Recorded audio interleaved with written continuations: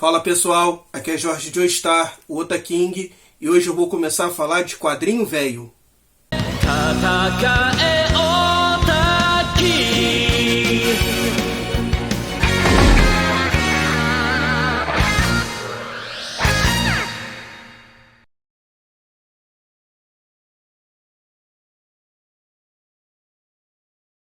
No final dos anos 80, Jaspion chegou aqui e logo se tornou um sucesso imediato. Tudo que você lançasse do herói vendia que nem água. Fosse discos, bonecos, figurinhas, e não demorou muito para a Ebal chegar e trazer alguns quadrinhos por aqui. Mas não são esses quadrinhos que eu vou falar aqui hoje. Eu vou falar dos quadrinhos que foram lançados pela Abril, que foi malandra, correu, pegou a licença dos heróis e quis fazer um projeto bem mais ousado por aqui. Mas não se preocupe, em breve eu falarei desses toco quadrinhos, tantos da Abril, tantos da JBC, tanto os outros que a Abril lançou, e ainda o Spectreman lá da Block, aquele bem antigão que o Spectreman era azul. Então já corre e se inscreve para não perder esses próximos vídeos. E antes que alguém pergunte, sim, esses quadrinhos da Abril são licenciados. Eles não eram quadrinhos piratas como muita gente diz por aí. Então sim, você pode considerar ele um universo canônico à parte. Universo esse que eu gosto de chamar de manchete-verso. Em novembro de 1990, saía a primeira edição de O Fantástico Jaspion, que durou 12 edições e foi até outubro de 1991. Pode parecer pouco, mas a revista vendeu muito. Só para você ter uma noção, dizem que a primeira edição vendeu 100 mil cópias. Hoje o mangá mal tem uma tiragem de 10 mil unidades. E a revista não bem acabou. Ela foi reformulada para Heróis da TV, que durou mais 21 edições, teve mais 2 especiais. Se você juntar tudo, tiveram 35 edições e foi uma das revistas com maior tempo de vida criada aqui no Brasil. Os roteiros eram de Rodrigo de Góes, que transformou o Jaspion em uma espécie de odisseia cósmica, muito influenciada pelos quadrinhos de Jim Starlin, que é mais conhecido pelas obras Capitão Marvel, Adam Warlock, Thanos, Odisseia Cósmica e Dreadstar, sendo esse último, inclusive, a maior inspiração para esse quadrinho nacional.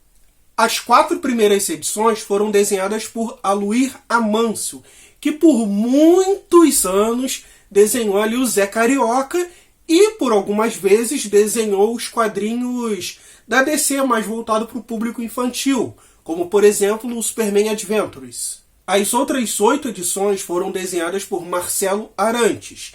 Infelizmente eu não consegui achar nenhum outro trabalho dele além deste.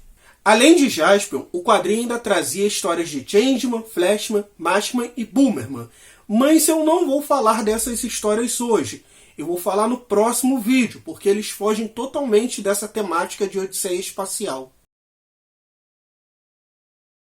O quadrinho mostrava que após a morte de Satangos, o seu Império Galáctico começou a ruir, começando a aparecer rebeliões em todos os planetas que fora por ele dominado algum dia.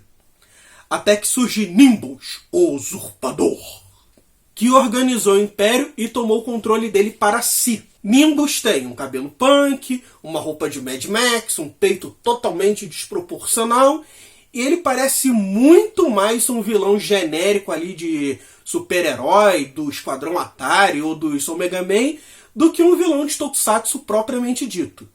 Porém, existe alguém na linha de sucessão do Império, Ansor Góes, filho de Satangos, irmão mais novo de Mac-Garen. Filho este com aparência bem mais alienígena e sem o treinamento do irmão.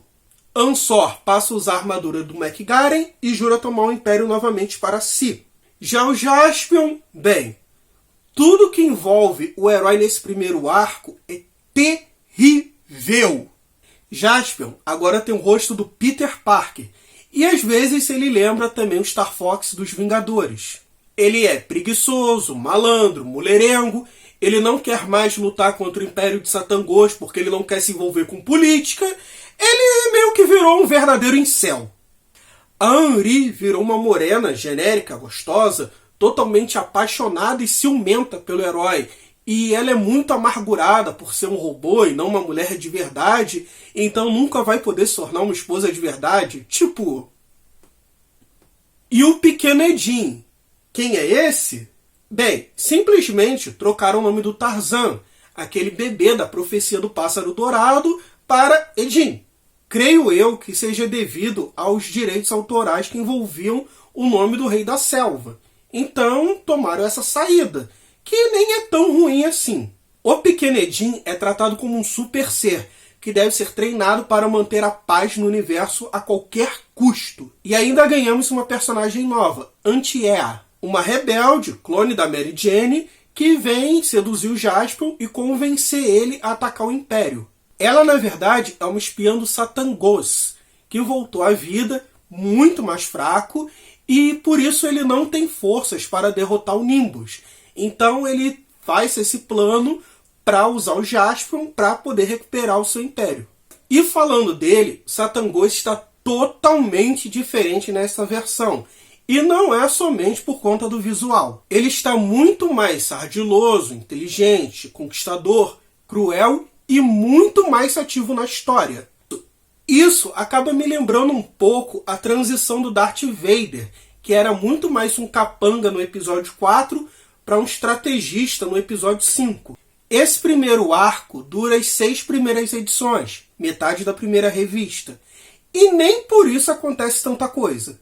O Jaspion destrói algumas bases inimigas com a ajuda da Anti-Ea, recebe um ataque do Nimbus que o impede de usar totalmente os seus poderes, é jogado numa espécie de planeta arena, onde que ele tem que sobreviver sem todos os seus poderes, e que gera uns quadros engraçados, porque o Jaspion tá com meia armadura e as perninhas de fora. Ele faz um desafio público ao Nimbus, Jaspion vence, Satangos se revela, diz como ressuscitou e fim. Vale salientar que Jaspion deixa Nimbus para morrer nas mãos de Satangos.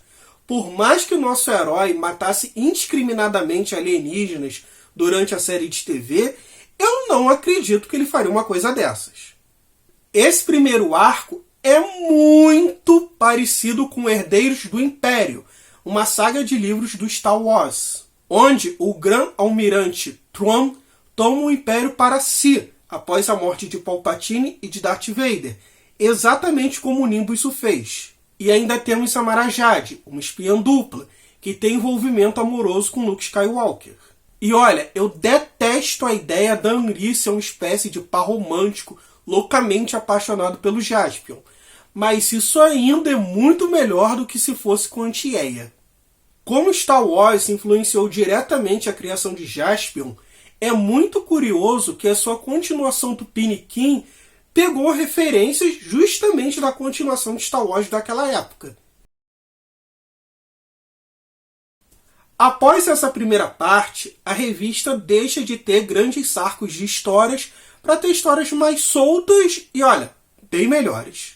E logo na primeira história temos um personagem novo, o Olho, um super ser em formato de olho que quer usar os poderes do pequeno Edin para reconstruir planetas, afastar o mal e manter a paz no universo. Edin é tratado como o Beyonder da Marvel, chegando a aparecer em algumas edições mais velho e com poderes ilimitados, ressuscitando até mesmo um Jaspion envelhecido. Mas ele mesmo volta a ser criança para não alterar a lenda que o inspiraria um dia. E bem, mais quadrinho dos anos 80 que isso não existe, né? Na edição 10, enfim, acontece o aguardado crossover com Changeman. Nosso herói convoca todos os super-heróis do universo para formar uma espécie de aliança para, enfim, derrotarem o Império Galáctico de Satangos.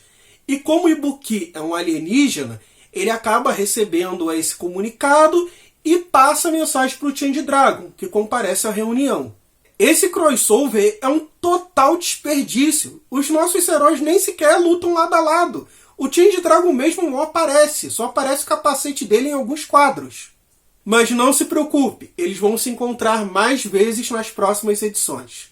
Ao longo das edições 7 e 11, tivemos uma aprofundada melhor na personalidade de Ansor Goz. E sinceramente, eu gosto bastante dessa aprofundada, principalmente dessa edição daqui, a 11. Ele tem que enfrentar todos os seus pesadelos, ele tem que encarar a sombra do McGaren, que é o irmão mais velho e mais forte. Ele tem que enfrentar a lembrança do Nimbus, que era um estrategista e muito mais competente que ele como líder do Império. Ele tem que lidar com Jaspion, que sempre o derrota. E ele tem que lidar com todas as mortes que ele já causou pela galáxia. Ele não é um genocida que gosta de eliminar planetas e populações inteiras. Ele prefere manter a paz através do medo, mesmo sabendo que isso não é correto. Porém, ele segue as ordens do pai e acaba eliminando milhares de vidas. E ele é atormentado por isso, mostrando que ele é sim, totalmente diferente do seu irmão, um personagem único, e sem a menor dúvida, o meu personagem favorito dessa história. Eu não lembro de ter lido esse quadrinho quando era pequeno, porém a minha madrinha me deu um McGaren repetido. Eu adorava virar a cabeça dele e fingir que era o irmão mais velho do McGaren.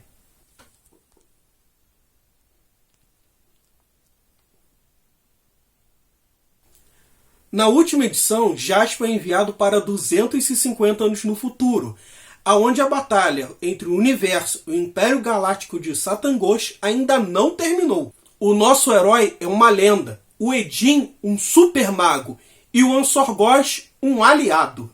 Satangos agora tem um terceiro filho, Cerberus, uma espécie de réptil totalmente diferente do seu pai ou de seus outros irmãos. E então a luta final acontece, Cerberus versus Ansorgos, Edin versus Satangos, Jaspion com poderes divinos versus Satangos. Final feliz, o nosso herói volta para o passado e essa primeira revista acaba. Porém eu me pergunto, novamente Satangos caiu.